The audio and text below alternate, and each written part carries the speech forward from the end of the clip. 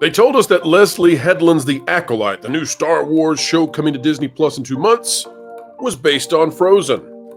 Now they're telling us it's based on The Matrix. And we're telling you it's based on a whole lot of Harvey and not much Star Wars.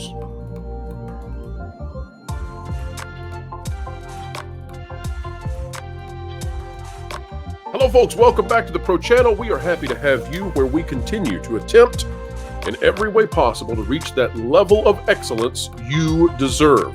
Folks, we're explaining entertainment, keeping you ahead of the culture curve. Helping us do so today is Lorne Connor, channel favorite. Lorne, welcome back. Thank you.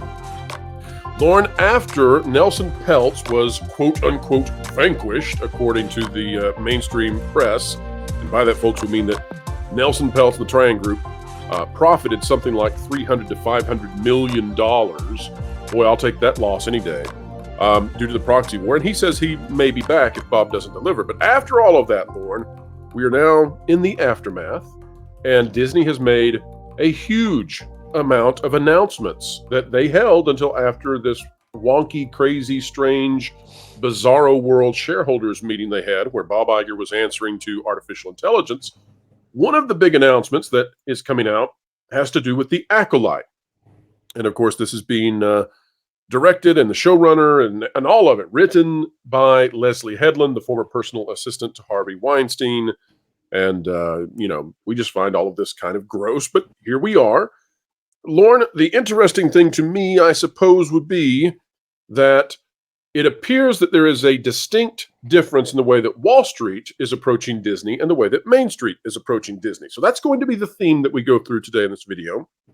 I also want to let folks know we are going to be talking about so many of these announcements that Disney has released over the next few days, including some of the parks announcements. And we're not going to be negative about all of them because some of them are good announcements. Some of them we think are wise ideas by Disney. This is not one of those videos. So let's take a look at this. This out of Empire by Ben Travis. It says, The Acolyte, Carrie-Anne Moss, her Jedi Master character Indara, is very much inspired by Trinity. Which I think is a strange thing to do. I think it would be weird to hire Harrison Ford, for example, to play a new role that you've created and to say, well, this new role you're going to play is essentially Indiana Jones, except in a new movie. Like that would be strange to me. And it feels strange here, but here's what it says. It makes so much sense. You almost wonder why it hasn't happened already. No, I don't. I don't. Given Carrie-Anne Moss's astonishing action work in the Matrix movies, with their gravity-defying wire work and rapid-fire hand-to-hand choreography, she possesses Jedi-level talents already. And in new Star Wars series The Acolyte, creator Leslye Headland is finally connecting all of those dots. Meet Jedi Master Indara, bringing martial arts excellence to the galaxy far, far away. Yada, yada, yada. It goes here. It says, she is very much inspired by Trinity. Headland, that's Leslye Headland again, folks, tells Empire of Master Indara. Casting Moss was, she says, a no-brainer. Well, yeah. I mean, if you're going to make a character who is based on Trinity, why not just hire the person who played Trinity? And she can play Trinity again. Except this time she's a Jedi. Wrapping this up, and then I go to you, Lorne. Leslye Headland, the genius, the guru of Star Wars, who just had to be hired. She says, I personally wanted to see someone who had the highest status you could imagine in a force-fu fight. Somebody that could come in and you immediately would be like, oh, that's the most powerful Jedi in the room. And that's Trinity. So she's literally calling Carrie-Anne Moss Trinity. She's literally calling this person Trinity. So we are aping the Matrix now, Lorne, in Star Wars. We're not even masking it. This is Trinity in Star Wars, played by the woman who is Trinity in the Matrix. This is the level of depth that Leslye Headland brings to this. I cannot wait for Leslye Headland's next big show where, folks, she will be doing a new spy movie inspired by James Bond featuring Daniel Craig, who is essentially playing James Bond. It will be the greatest thing ever, totally original. Lorne, am I off the rails? No, I don't think so. I think you pretty well summarized it well. Lorne, how does this impact, you think, Star Wars fans when they see this? Just get the entire community. So we've got different factions and fractions, fractures in Star Wars. What's the response right now? Is there any response to this kind of stuff? Uh, I kind of doubt it. I don't think it's probably going to move the needle at all. I think it's probably a mistake to try and focus on something that they're calling force foo if they mean You that they're ready for going to get force away foo, from. Lauren? Are you ready Well, for force foo? Force foo? I think there's lots that you can do with choreography that can make things look interesting, but it doesn't tie if it doesn't tie into what you've seen before, or if it doesn't look like it's representative of what's going to come later. There's going to be a disconnect there for the audience. I also think it's kind of a mistake if you're going to focus more on the martial arts aspect that are not involving lightsabers, meaning force powers, because you're going to have a bunch of people standing around going, and that's that's not particularly interesting. That's what you see kids do on a school ground while they're pretending. Um, so I think if they are going to try and it really depends on what they mean by being Trinity. Really, if you come down to it, they're calling it Force Fu. That tells me they're going to be focusing on Kung Fu style martial arts, which is not exactly what we've seen in the past. I want a good telekinesis battle, Lauren. I want them to all look constipated and fighting with the wind against each other. It's going to be Now, amazing. I think if they're talking about when they're talking about Trinity, if they're saying that she's going to be doing something like using the Force to move very very fast, and so you're getting like slow motion effects, something like you would see with Quicksilver in the Marvel movies, for instance, that can be visually interesting, but it's something that's been done before. And so I really think it depends on what they mean when they say this is Trinity. I don't think if you're going to bring in bullet time style effects with a 3D rotational camera kind of thing, I don't think that fits in Star Wars. I don't think that's probably what they're going to be doing.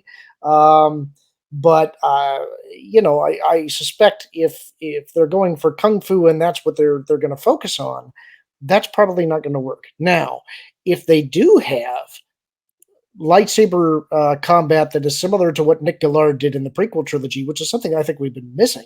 The fight choreography of the sequel trilogy was atrocious when you look at the stuff that was done by the prequel trilogy guys.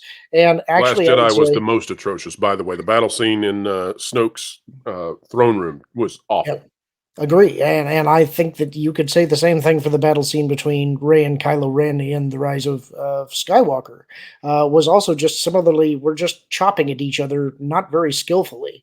This is one of the things that I would say in the Ahsoka episode where Hayden reappeared. That was one of the reasons that I actually did like that episode was that Hayden's skills didn't look like they had declined at all in the intervening years. And I had heard afterwards that apparently he still keeps up with his combat training and practice because he enjoys it. So I think that showed on screen.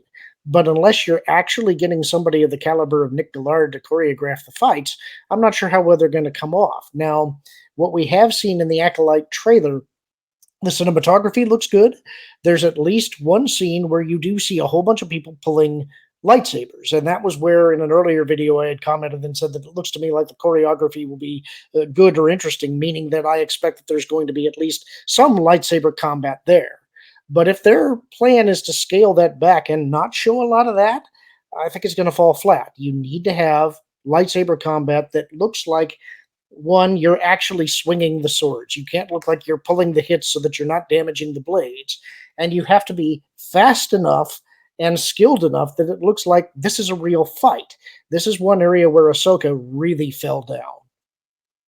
Well, Disney itself has been falling down, Lauren, and the headlines have made it seem like that Nelson Peltz winning a third of the votes in the proxy battle, uh, and the idea that he's gone now, which he says he's not. But they make it seem as if Disney has won, Bob Iger has won, this company is on the right track, and everything is peaches and cream. All these announcements are flooding out, and I tend to sit here and think, the problems that existed the day before that shareholders meeting did not suddenly vanish into thin air. Those problems still exist, and primarily, if I'm trying to identify what the problem is, I would probably say that Disney has a Wall Street versus Main Street problem. Wall Street does not want to rock the boat. Wall Street likes stability. Main Street, though, has largely completely left Disney. And the reason that Main Street has left Disney is because the story that Disney embraces has changed. And so across all of the franchises, you might say Star Wars, you might say Marvel, you might say their animated movies, whatever. The story that they once embraced was sort of the story that was at the heart of Western civilization.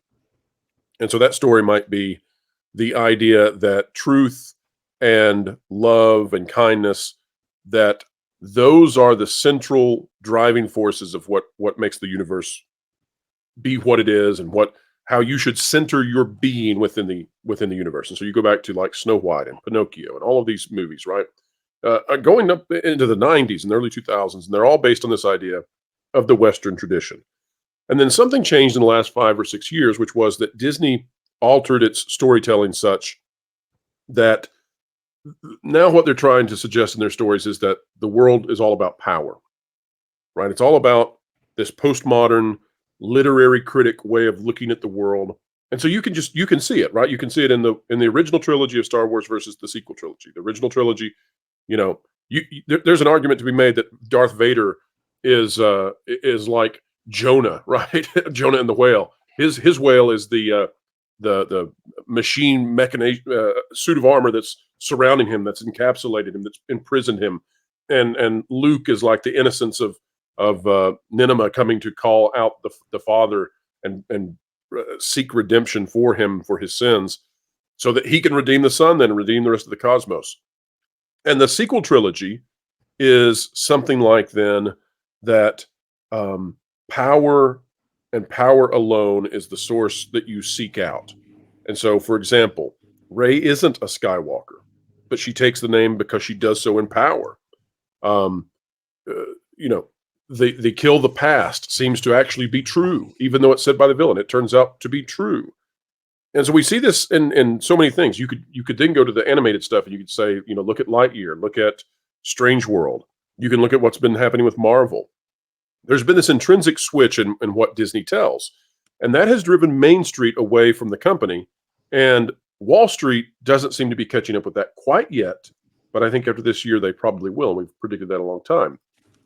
We're going to talk about this in just a moment, Lauren. I want to get your thoughts on what I just said, but this is indicative of where the company is. This hasn't changed, and it's not going to change. And I suspect that we're actually going to accelerate the pain that Disney is going to feel in this next year as their fruits come to bear, right? They are so far away from the values of Main Street. This is the indication of that. Disney Plus, with all of the content that Disney has been putting out, the licensed preschool cartoon dog family from Australia that is totally at odds with everything Disney currently believes, to such degree that Disney has censored the episodes and removed some of the episodes from Bluey, right? They don't censor their own stuff unless it's legacy stuff. By the way, did you know that there's actually a disclaimer before you watch Aladdin now? And kids cannot watch the cartoon Aladdin. You have to be on a grown-ups account, and the grown-up account has a disclaimer to let you know that Aladdin is a ist kind of piece of trash that has to be viewed through a historical lens now. Take that, Robin Williams. Was not aware, but not surprised. So Bluey, though, Lorne, Bluey, which is in direct contradiction to the values of Disney, Bluey is essentially 1/3 of all the viewership on their streaming platform. Let's come back to that in a moment. Lauren, I said a lot about Star Wars. I said a lot about this idea that Disney has switched the core message that's residing at the base level, at the foundation of their stories. Do you think that's what the switch? Do you assess that in the same way, or do you think I'm wrong anywhere on that? No, I think you're pretty much right. Although what I would push back on a little bit is that you said it's been for 5 or 6 years. I think it goes back further than that. I think we're talking 12 to 15 is when this really started to take off, and it started in small ways and kept pushing out. And I would also argue that this is not a problem unique to Disney. It's to all of the studios, and they have been. Now, I've been greatly encouraged lately by a couple of things. I think that we're seeing in the media a large number of layoffs in the gaming sphere.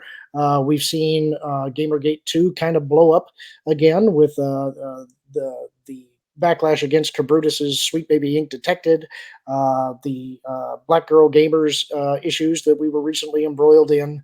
And I think consumers are taking note and they're voting with their wallets. And that is causing these big companies, these big corporations to start reassessing.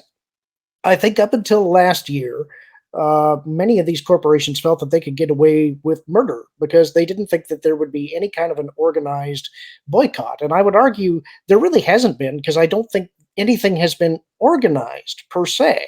I think the audience has reached a point where they're saying, I'm just not going to put up with this anymore. And if you openly despise me or my beliefs, you're not going to get my money anymore. And that's having a real impact on a lot of really big companies. Now, they're still trying to push the content. I think there's a couple of reasons for that. One is that it takes a long time to produce content, and I don't think that it's all necessarily in the pipeline yet. Also, I think they're hoping that they can be rescued by some of these hedge funds that are infusing capital and trying to keep the message going. But as some of these hedge funds, like BlackRock, are having to make SEC disclosures that some of the ideologies that they're pushing on these companies are not necessarily in the interests of the investor, that is something investors don't like to see. And I think they're starting to rein them in. And that's why you're seeing BlackRock and Vanguard start to try and either back away or rebrand what they're doing so that hopefully the audience doesn't notice. In the meantime, though, I am noticing that we're seeing 2 or 3 movies coming up on the docket from other studios that don't seem to be pushing a message. In fact, they look to me like they're just trying to be fun. And so far, I think a couple of those are being rewarded at the box office. So that's a positive sign. I think that we're maybe starting to see the pendulum swing in a concrete way. But I think what happens with Disney next, when you're talking about Peltz, I think that him not getting on the board right now was a good thing. Yes. Because now Disney can't blame him being on the board for anything. Now Peltz can sit back. Lauren, that's so counterintuitive, by the way, but it's what we've said. I agree with you.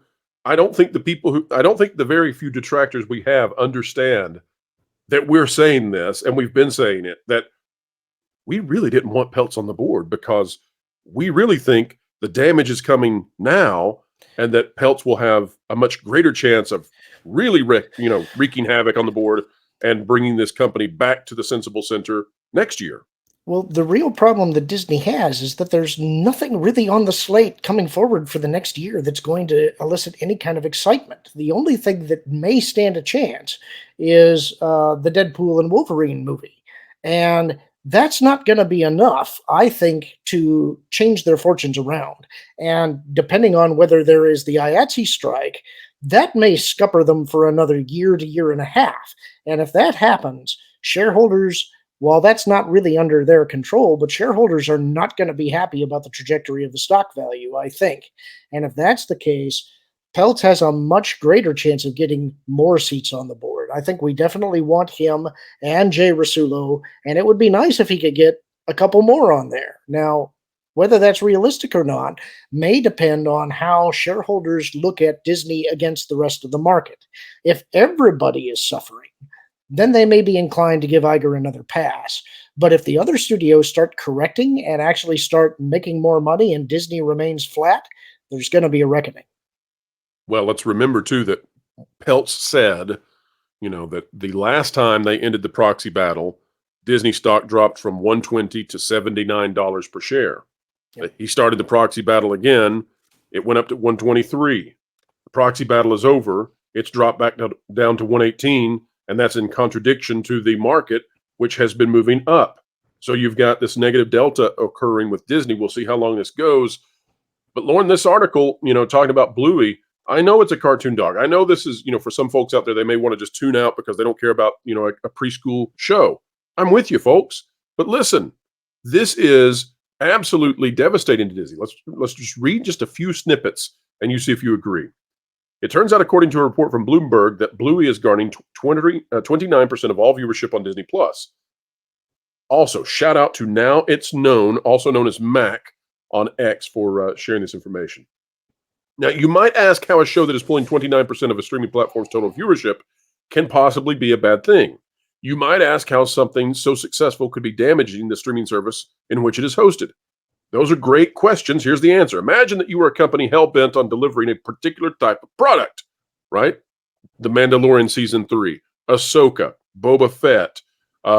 We could go through all of the, the Marvel shows that have just been awful. Imagine that as part of your efforts to have a robust portfolio of content, you pick up a dinky little show out of the BBC that you can add to your collection. It's nice, but it's just patter. Now imagine you find out that the patter isn't in line with what you constantly promote, whereas your products are edgy, culturally appropriate, modern, and leftist. This little dinky thing you paid for is sappy, heartfelt, conservative, and universal in its traditional values. So of course you censor some of it. Not all the episodes are allowed, and you edit the ones that are. But regardless, this product that is absolutely in direct contradiction to all your other programming becomes the biggest thing on your streaming service. Now imagine it not only becomes the biggest thing on your streaming service, but imagine that it is a whopping 29% of everything that happens on Disney Plus. And on top of that, you don't own it. You don't have any additional rights to it. You can't merchandise it. You can't put it in your parks. But maybe worst of all, you detest what it is, and the folks who work for you don't want to make that kind of content. And you're stuck knowing that the thing you detest is the most popular thing you barely have access to for your streaming service. Lauren, as we think about it's not Star Wars that's the top of Disney Plus. It's not Marvel. It's not Disney Animation. It's a BBC Australia joint venture preschool dog show. And it's not just the biggest thing on Disney Plus. It's a third of all the streaming that occurs on any given day on that platform. And it's in complete contradiction to everything Disney currently stands for, but it's perfectly in line with the pre-Iger Disney company. Lauren, your final thoughts. Well, I do have a question about that. Do we Please. know how long that they have the license to be able to stream Bluey content? That I do not know, Lauren. We're going to work on getting that information. We're also working on finding out what it is that prevents them from putting it in the parks, because they actually tried to put it in the American parks, and after one day, they removed it. They had a little scavenger hunt thing, and they removed it, which said some attorney called and said, I don't think so. So there are some major contractual stipulations we're trying to figure out on Bluey. Imagine what kind of leverage the BBC now has over Disney in this product. Because if that license comes up, they can demand anything and probably get it. Because if they don't, and they pull that content, Disney Plus collapses. Okay, that's a great point. If Bluey were to leave, the viewership, the ratings for Disney Plus would drop by a third. Now, what does that mean? Well, folks, it means that if you take Bluey out of Disney Plus isn't the third biggest streaming platform on the web, right? And this is, by the way, we've had some misinformation here. There were statements that Disney Plus was number 2 behind Netflix. That's not true. Netflix is number 2 if you consider YouTube as a streaming platform, okay? But if you take YouTube out, Netflix is number 1, followed by Amazon Prime Video. Distantly in third is Disney Plus, and then you have the other ones behind that. Disney Plus would not be in third place sans Bluey.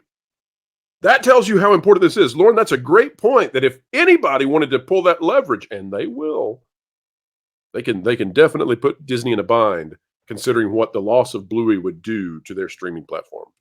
It's an excellent point. It's not Star Wars, Lauren. It's not Marvel. None of those have that kind of power. Not even close. Well, that's kind of the amazing thing. And you know that they want those marketing rights for anything that they could produce. They're probably not likely to get it because it's kind of a similar situation to where Marvel ended up when they were licensing out their characters when the publishing was kind of on the ropes. And so they ended up giving the Fantastic Four and the X-Men rights to Fox. Universal ended up with the Hulk. You had Spider-Man go to Sony, and Disney desperately wanted all of those rights back. Well, Bluey is kind of in the same situation, only with them being the holder of the IP that Disney wants. So let's see if Iger makes a $70 billion deal to purchase the rights from the BBC.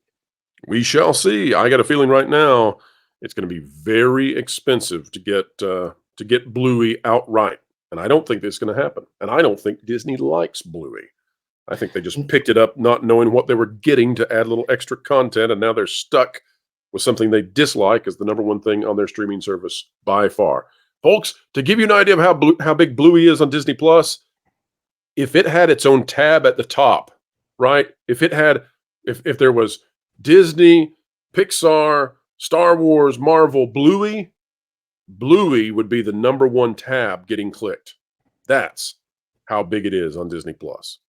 Folks, we sure do hope you enjoyed this. We hope we lifted your day and made you a little bit smarter when it comes to what's really going on, not only in pop culture, but also in the market. It is our goal to have you be as smart and wise and knowledgeable about all of this because it really matters.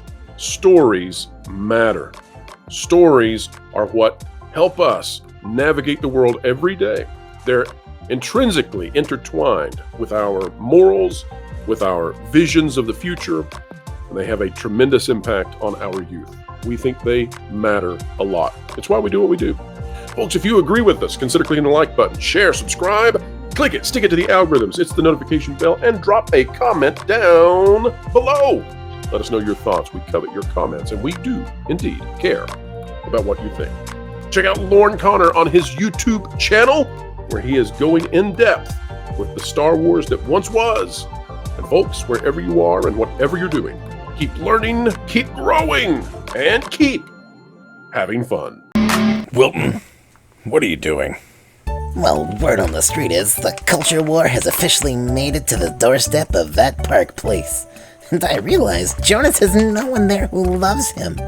So I thought I should go and protect them. Yeah, okay. That's not, how you do this, right? Do what? Fight? Don't worry, Floral. I will not be intimidated by a criminal threat. Threat? Wilton, don't be ridiculous. What does it matter to me? I have only one life to lose. I mean, I totally expected you to die walking into traffic, but, They may take our lives, but they'll never take our freedom! Okay, just stop. This is just nonsense. You already have one of the easiest and most effective tools and weapons at your fingertips. My axe? No. The truth. Stay smart and ready to tell and share the truth by keeping up to date with WDW Pro, That Park Place, as well as Valiant Renegade. And Jonas? I mean, he does things with Vash, and that's not very reassuring. That's like putting two helpless chipmunks into a piranha pond. That's neither true nor accurate. Unlike the team from That Park Place. Sue me. Ugh.